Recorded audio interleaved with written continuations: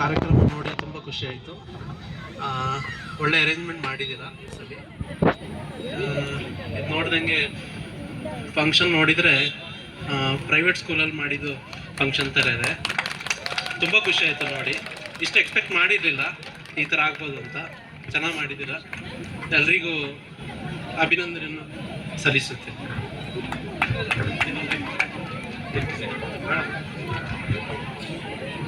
ಸಿನಾನ್ ಅವರಿಗೆ ಸನ್ಮಾನ ಕಾರ್ಯಕ್ರಮ ಗಣ್ಯರಿಂದ.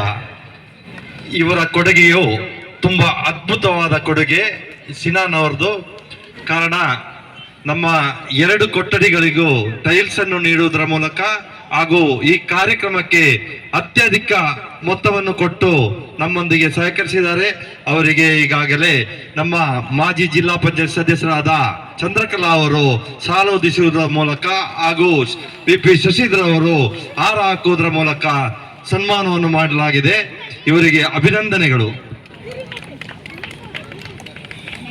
SS